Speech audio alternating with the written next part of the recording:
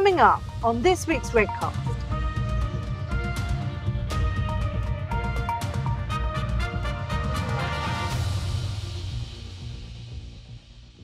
And to me, that makes this a lot more about core data and controls and the identification of risk in the system, and really what's happening with those policies that every global firm wrestles with. You have no idea if somebody's off camera listening to what I'm saying to you.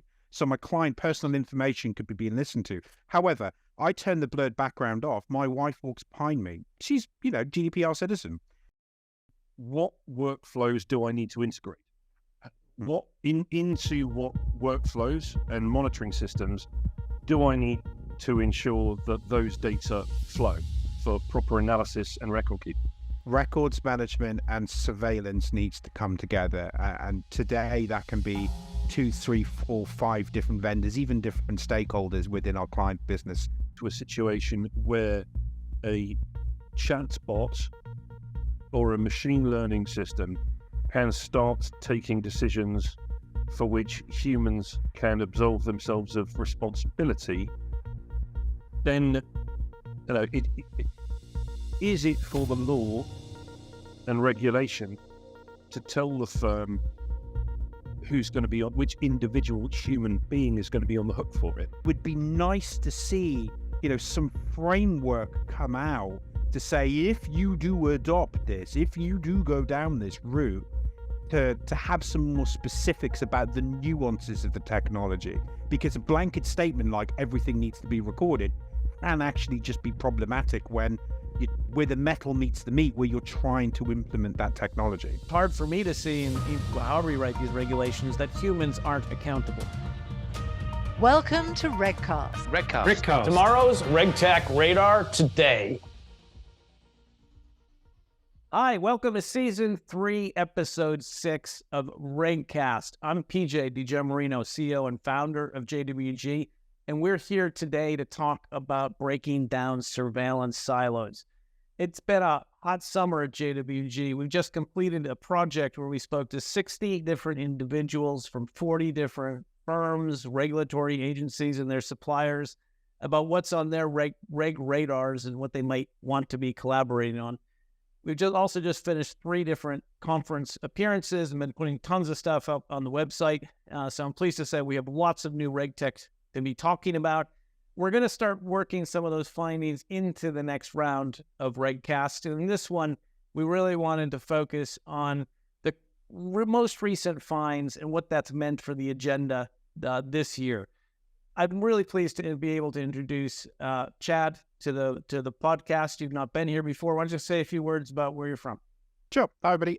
Chad Billing. I'm one of the senior consultants here at NICE Systems. I sit specifically on the financial market compliance team at NICE with a global coverage.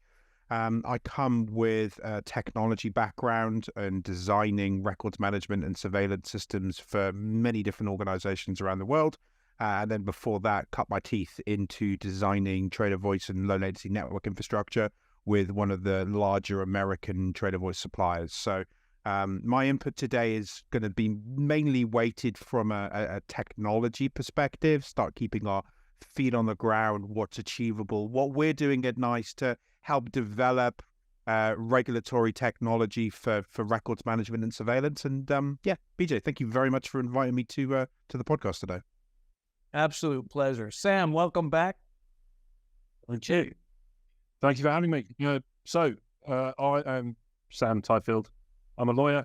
I have a history of working with clients of all shapes and sizes and colours and interests in electronic markets, particularly focused on MiFID II and organisational requirements.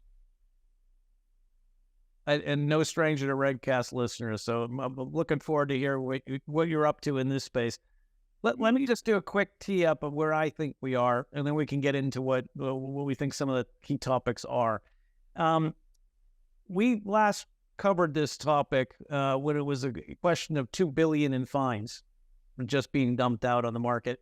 I think it took us a bit to digest what those fines really were about, but we've seen that those have fundamentally shaken up the communications infrastructures right now. I think the joke has been uncovered, and when all of a sudden this notion of having these channels that weren't kind of looked at as carefully as some of the others is no longer an option.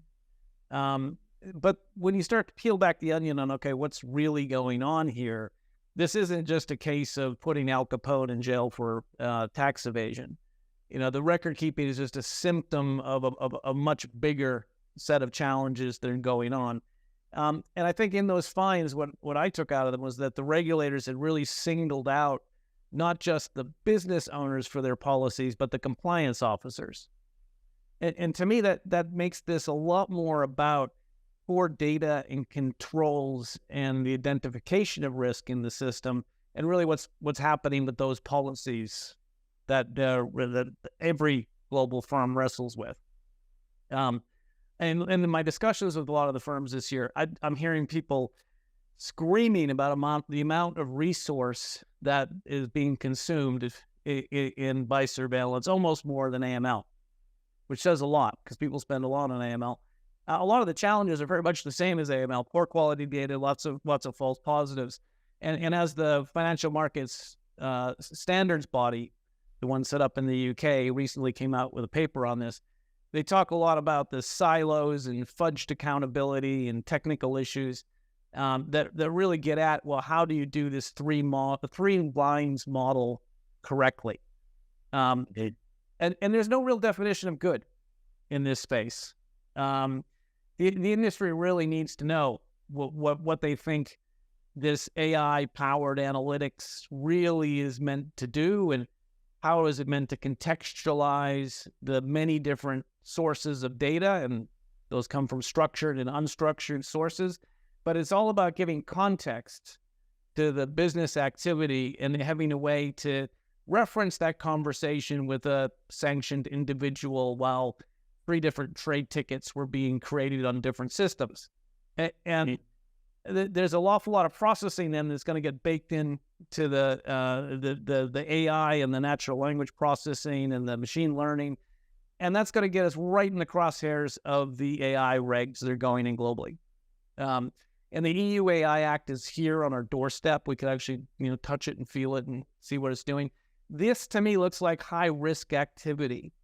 And it's high risk because it not only touches people and, whether you can record their faces and their voices, but also that there are lots of risks to the system. And that's going to mean an awful lot that has to be discussed not only with the regulators, but importantly, the customers about what we're doing with some of this surveillance.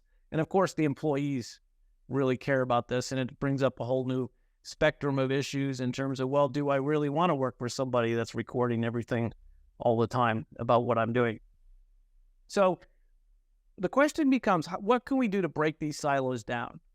And I think one of the tools available to us is the common domain model. And for those of you that haven't had as much familiarity with it than the reporting crowd, the common domain model is essentially an industry blueprint that lives on a DLT, but it's in open source, so that you can really work out the different stages of a trade and the life cycle thereof. So if you want to get to how do we think about surveillance, you can tie it back to the actual products and the way those products are traded. And it could be a fantastic opportunity for collaboration in this space, and it's something that we're really looking to push the boundary on and see if that's something that it is for now, or whether it's something that's going to be down the road. But without further ado, I'd like to turn to what you guys are picking up as the key senior management drivers today. And Sam, you're at the coalface on some of those legal conversations. Why don't you kick off? How have things shifted in the past decade in this space? Well,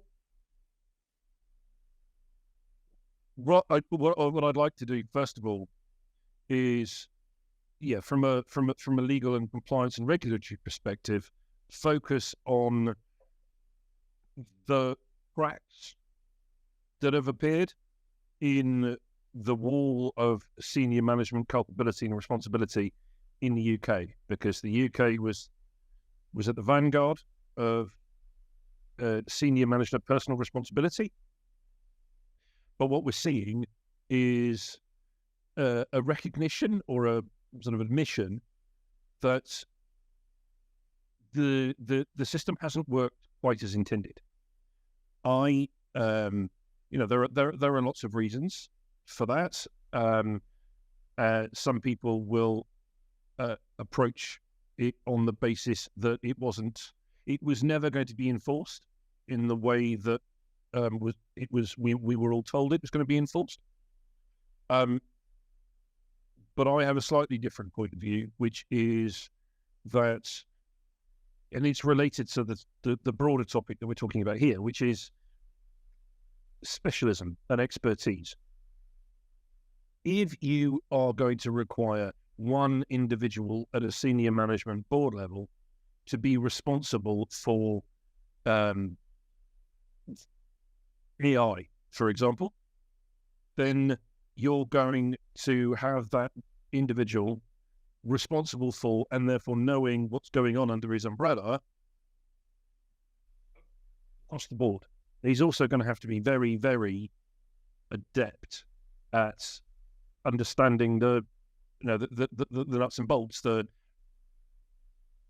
He is going to have to sit in the middle of the Venn diagram of compliance, business, sociology, behavioural science, the whole thing. And so what has happened is that the FCA in the UK has said this is a board responsibility.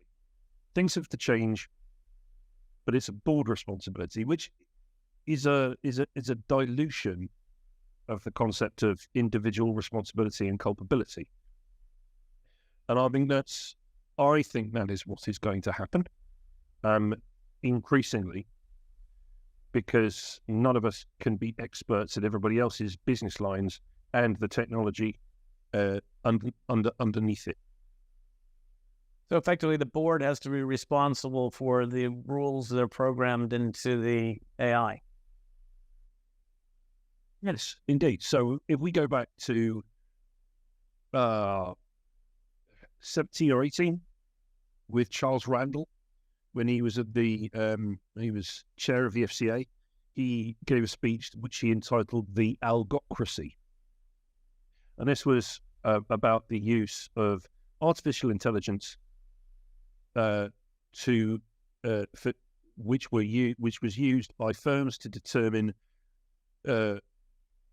what products and services individuals could access, and what happened once they had accessed those products and services.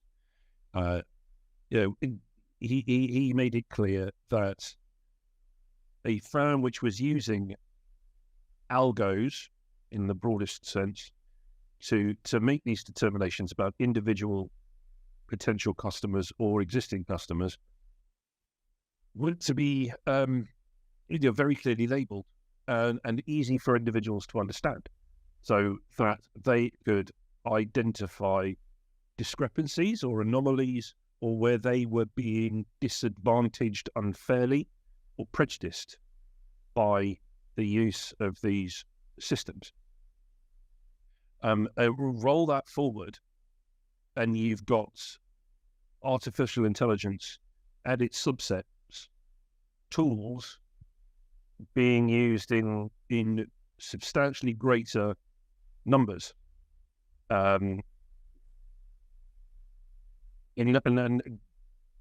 So each business line head is going to have to be communicating to compliance and to his technology people and to his board what they want it to do, what they're going to use it for, why, and where the anomalies are, where the tools that are available to them need to change in order to be fit for purpose.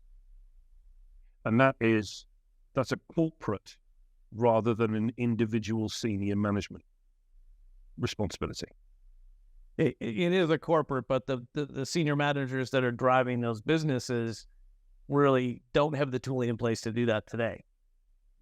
No, that's true. But I think the alternative, if we're talking about personal responsibility and having everybody having a simpler life and a business which is more easily surveilled and understood and recorded is to stifle innovation in products and services.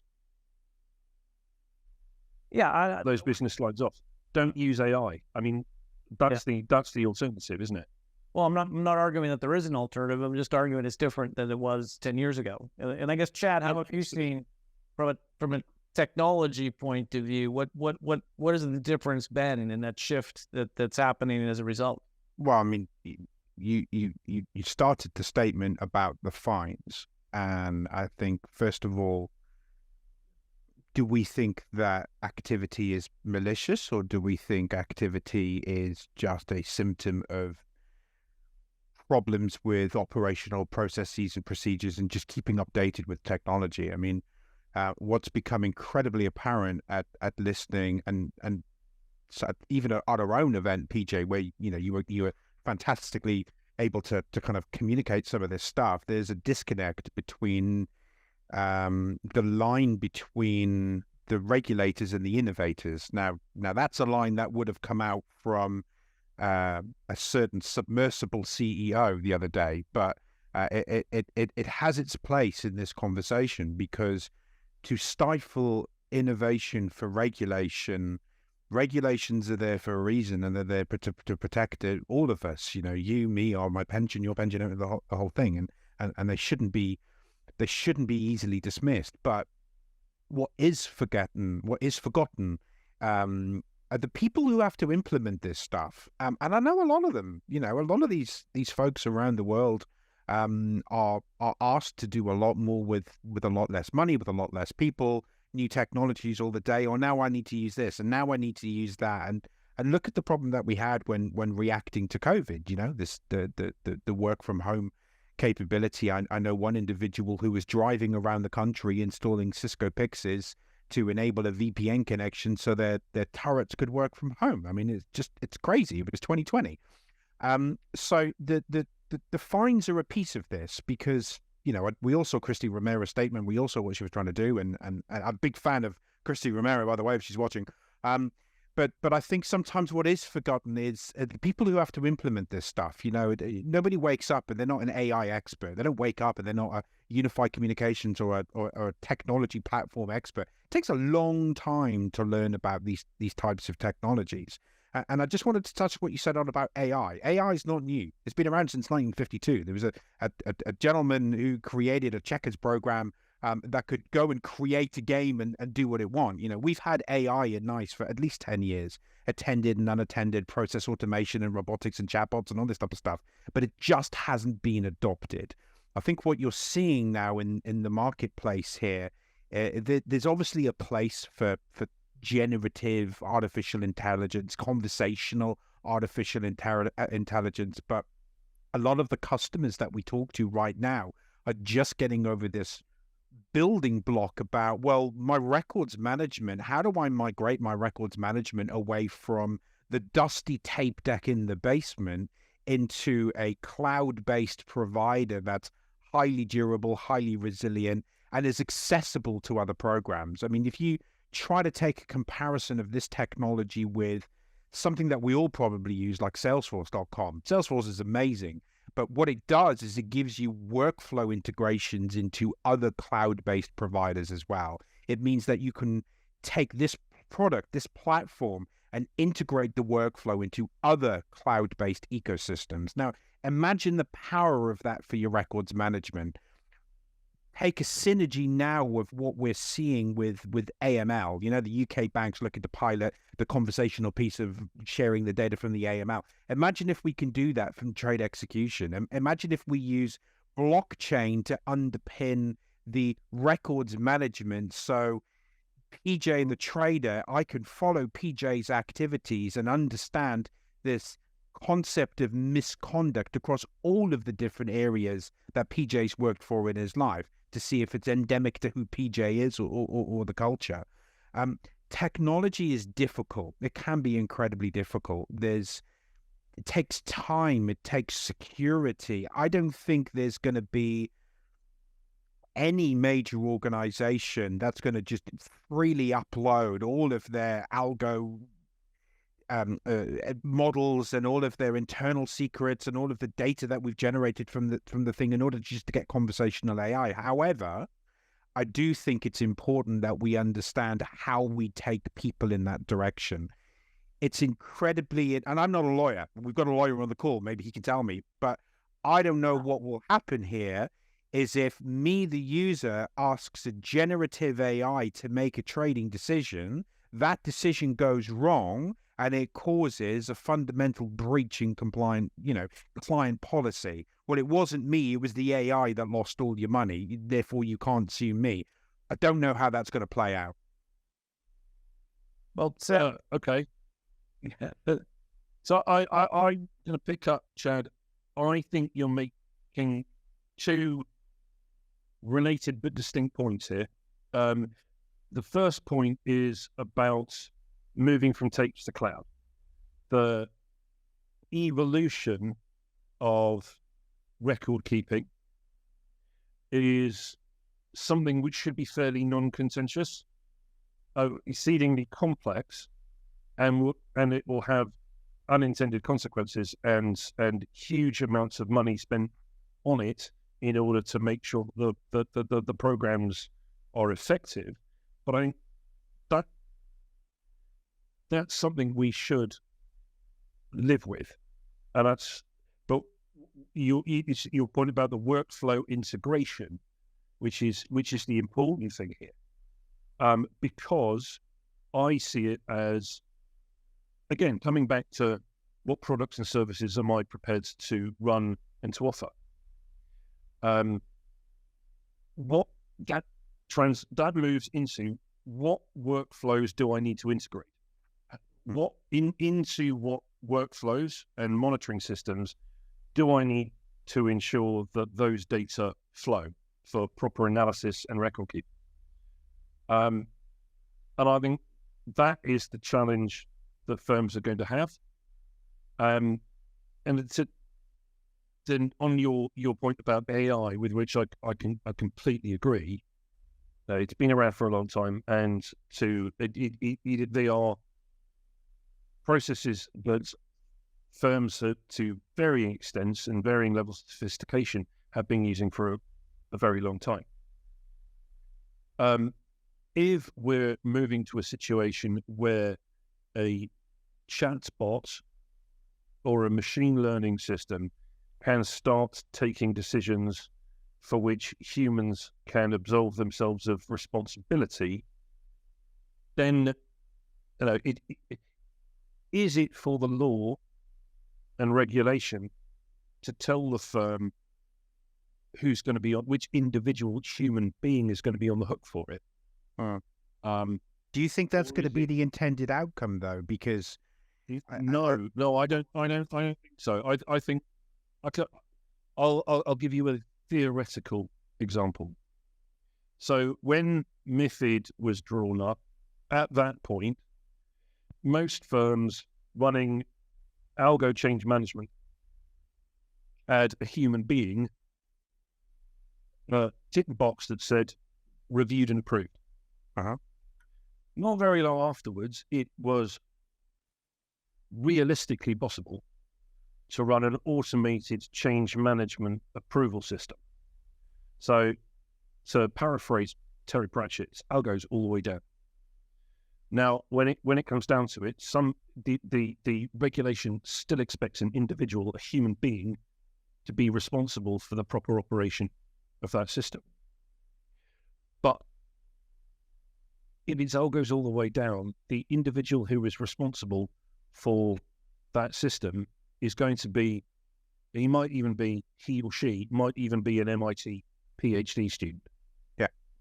So, and that is, it's not appropriate for a global broker or trading firm to say, oh yeah, you want to go and knock on the door of room 5D, block 5 at Harvard. Yeah, I get it, because you already see this today when it comes to AI. I mean, one of my best mates, he runs an IT services company, and what he uses ChatGPT for is in order for him to purchase more de-skilled labor, but to utilize the AI to skill the labor up. And it's good. You can see this is going to happen, Well, why did I need to spend all that money on my, I don't know, Oxford educated, as an example, degree educated financial market advice analyst, when actually I can get, outsource that and get the advice through generative AI that I'm giving the data. So if it's happened previously, it could happen again, and we could make some boundaries of kind of intelligence between that. So I think the AI conversation is going to be, a fascinating one. But I do just want to take one slight step back, because it was a comment that you made about migrating the tape to the cloud, and it's a comment that I see a lot. But I don't want anybody to misunderstand how complicated a process that can be. So when you look at some of the records management, so I've got one. I was on the phone to them earlier this morning, and I'm looking at my notepad here. There's 500 million calls that they have just on a couple of servers just sat there that they need to do something with. And the problem with 500 million call, and this is a small example, the problem with that is a migration is not a reconciliation. You're not going to have somebody listening to 500 million calls, making sure that every call that's been there has gone up. So you're going to need a level there of technology, whether it's transcription or surveillance or methodology management, that call A file size equals call B file size, and so on and so forth. But when you migrate that technology in any type of technology situation, it's like building a house. Yeah, there's always going to be a problem. Something's always going to happen. Then comes that kind of conversation between, well, do I want to spend as an organization all this money migrating this to the cloud when actually my obligation for retention is only 6 more months or 12 more months or 18 more months? Or do I want to retain that in the cloud for a lot longer, which then gets you into your CCO argument about, well, maybe we shouldn't want to retain calls longer than we need to retain calls, because it could lead to me in a situation where I've got a dawn raid and, I've got somebody happened in Paris not so long ago, armed French police going, give me the calls, please, s'il vous plaît. So I'd like to maybe just get your question on something there from a records management piece, since we're on the subject. We're on a video call now, and I know you've got the regulation that says any electronic communication, blah, blah, blah, blah, blah. But what I've also seen is when talking to these tiered organizations, is they don't know how to handle video. And I'm not talking about from a technology capture perspective. I'll give you an example. Right now, I'm sat here with video with a blurred background on. You have no idea if somebody else is in the room. You have no idea if somebody's off camera listening to what I'm saying to you. So my client personal information could be being listened to. However, I turn the blurred background off. My wife walks behind me. She's, GDPR citizen. She's not regulatory obligated. She makes a GDPR request for delete of the video. How do we handle that? From a technology perspective, we've got a very binary view. Do you want it on or do you want it off? But I think from a compliance perspective, it's another one of those factors that and I think it's relevant to AI, as we push these technology boundaries, compliance is doing what everyone else is doing. But right now, nobody really knows what they're doing on some of these points. So it would be nice to see, some framework come out to say, if you do adopt this, if you do go down this route, to have some more specifics about the nuances of the technology. Because a blanket statement like everything needs to be recorded can actually just be problematic where the metal meets the meat, where you're trying to implement that technology. I think you've hit the nail on the head here, because before you mentioned your last example, I was going to say that when the rubber meets the road, or whatever the metal meets the meat, or whatever the phraseology was,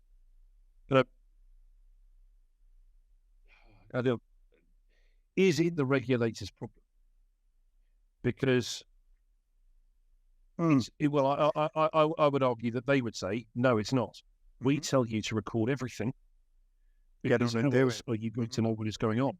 So it is there for the innovator's problem to determine whether they can understand how to put the binary on, off, yes, no regulations into force as regards to their own business. If they can't figure it out, to use your example, if they don't want to be put into the position where a data subject deletion request can be made if your other half walks behind you and appears on a video camera, or that they don't know for certain whether, if I'm having a work call and I'm talking about inside information, there isn't somebody sitting off camera listening to my inside information, or I'm not sitting with a background on the bus talking about sensitive or commercially sensitive information,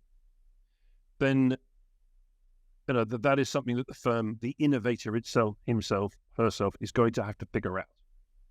Because is it really though, Sam? Because I guess if everyone in the market is subject to the same challenge, and there has to be a standard you put in front of the judge.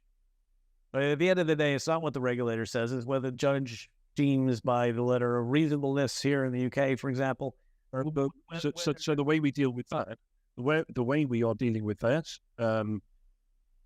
is the same way that we've dealt with everything historically, in relation to disciplinary and grievance and policy and internal policy and procedures within firms, which is to say that if the firm has a policy in place that says don't do X or do X, and there are reasonable processes in place to ensure that individual staff members do or don't do X, if an individual staff member does X notwithstanding, then the firm itself is going to be argued that it isn't culpable because it had taken all reasonable steps to ensure that X would or would not happen.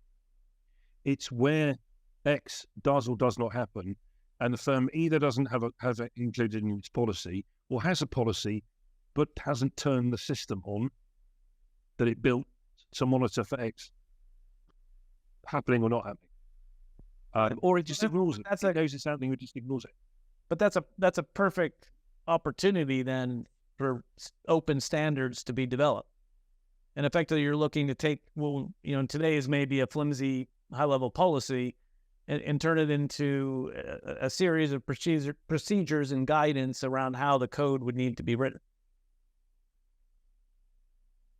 Where I think where we run the risk in that case, as industry, where there are a lot of innovators here, is the policies and procedures which are implemented under diktat from a regulator don't keep up with innovation, or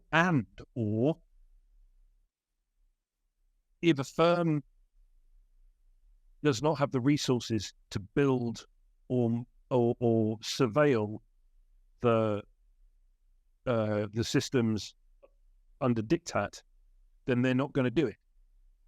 Whereas what we still have is the chance for innovators to look at themselves, literally look within themselves, within their own organizations, analyze the risks that they've got and go, what we've got, we think is good enough. It's good enough. Because anything less than perfect is not going to satisfy a regulator is not going to tell anyone that anything less than perfect is good enough. But if I feel, go on. Sorry, Sam. I was going to say, do you feel as as a compliance officer, and I don't want to put words in your mouth here, so feel free to push back on the statement. But do you feel that your skill set as a compliance officer now is not just the written law, but you also have to get a better grasp on the technologies and the systems that are kind of being implemented? Would that be a fair? Oh yes. Okay. Oh yeah. And that's not new. I remember going to a conference, even it must have been 2011, 2012, which was entitled Compliance 2.0. It had started a very long time ago. It was a decade or more now. And I can even give you a real world example. There's Peter Nabick, who's now at the technology analysis company, Stack. Apologies, but when Peter was CTO at an algo trading firm, he used to insist that at least one of his compliance staff had was able to code and had securities trading exams from the SEC. I remember being on a panel with him over a decade ago, and people scoffing at that. And it's right. He was right. He is right. And it's become very obvious that the business of compliance is now the business of technology as well. And if two groups, two groups, the CTO team and the CO team are two that should be talking to one another constantly. Couldn't agree. I'm very, very pleased you said that. So this was a dawning realization for me personally a couple of years ago. A very good friend of mine, a guy called Dave Ackerman, he's Mobile Coin now, so one of the I'm sure you know the company. And Dave and I used to sit around all the time talking, and he was a compliance officer and I'm an IT guy, and I've met compliance officers in my time and they have to Google what SaaS is, and there is a disconnect, I think, between the technology office and the compliance office, that the technology office needs to offer more of a informational practice to be able to allow the compliance office to make these kind of strategies and decisions. But I also think that there's been maybe a lot of different vendors in this market that haven't historically worked in a single kind of framework. And what I mean by that is when you look at the difference between something like communication surveillance and market and trade surveillance. Communication surveillance is about what was said and what was heard. Market and trade surveillance is about what's going on my desk and blah blah blah blah blah.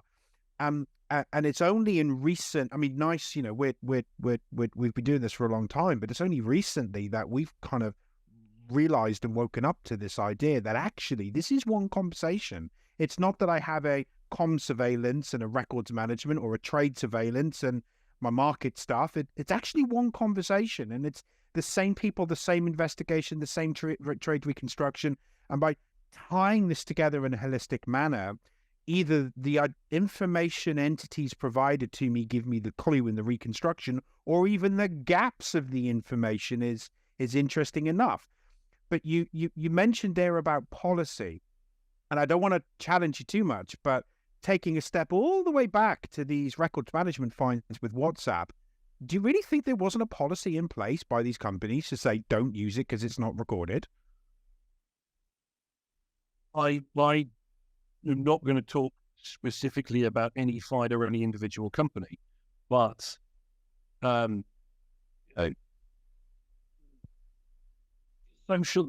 social media channels are changing. Back in the day, people wouldn't have had access to Telegram or Discord.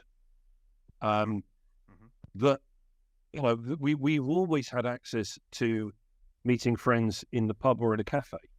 and having an offline conversation. So it is not beyond the realms of possibility that a firm could have had a social media policy which was, I would say, useless, was not kept updated with the technologies at the time. Yeah. Yes. Yeah.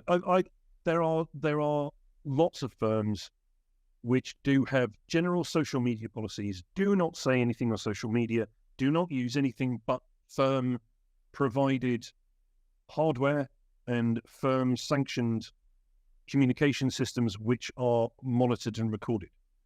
For sure. That is fine. But what may have to happen, if you are an innovator who recognizes that your sales teams and your tech teams are going to have internal and external clients whose preferred method of communication is Discord, or any of the other social media. I'm old now, so perhaps Discord is itself in the bin, and there's something else that has replaced it. But Discord is new to me. But you can have you have the opportunity as someone who runs a firm or surveils the firm to say no Discord, specifically, or that I have enough information about WhatsApp to know that I can dig out what I need in WhatsApp. Signal, you can set your Signal messages to auto delete after 30 seconds or less. And WhatsApp, have the same function. This could go on for quite a while, but we're at time. I've just got one parting statement. Bassett, no, all right. For your one, I'm going to give you one final statement. Okay, thank you. What I'd like you to address in your final statement is, what of the silos do need to come together first? What's the most important? What's the most important integration for people to be looking at the surveillance and trading and all of the other challenges that for me, it's easy. Records management and surveillance needs to come together, and today that can be 2, 3, 4, 5 different vendors, even different stakeholders within our client business areas. So, with my technology hat on, WhatsApp, amazing. I use this in my personal life. I'm going to want to, when I want to catch a train, National Rail send me a WhatsApp, and I use this all day long. With my compliance hat on, there's probably a reason they used WhatsApp and not their recorded telephone line. So when you start recording WhatsApp or Signal or telephone or any one of those technologies, they're going to simply find something out. Bad actors are like water. They will always find a way.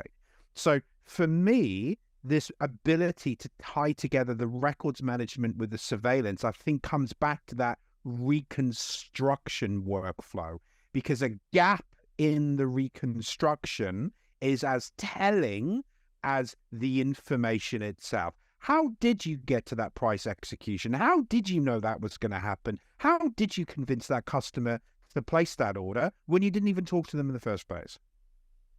Thank you, Chad. Great final statement. Sam? My final statement is that I agree with Chad on those which two silos need to come together, but my focus is in what goes into that records silo. That is the first step that I think is the most difficult and the most challenging. What goes in this old conversation of what can we take from history and put it into something addressable? Yeah. Given another hour, I'd love to talk more about as example about his $500 million. I'll turn the recording off in a second, but thank you, Sam. I think that's fantastic. And I'd actually come back to a point you made earlier, which was all about the computer or the person that has to say yes, the change is okay. Because for me, that's the key point of integration between compliance, business, and technology. Because ultimately, it's hard for me to see, in however we write these regulations, that humans aren't accountable. That's the basis for a lot of these regulations. So we have to work out how to get everyone together and to bring some of these silos together in order to make the system a lot safer than it is today. But without further ado, gentlemen, I thank you very much for your participation. It's been great to be fired back up on RegCast here. Please like us on whatever platform we're going out on or you're listening to us from. It helps others find us, find out what's going on, and look out for another couple really good conversations coming up as we roll through this hot summer at JWG. Thanks very much, gentlemen. You can download the podcast via Spotify, Apple, and Google. But also, I'd encourage people to come to the JWG website, which, as hopefully you will know, is jwg-it.eu. Go to the Intelligence Hub and create your bespoke library. This is RegCast. Tomorrow's RegTech Radar today.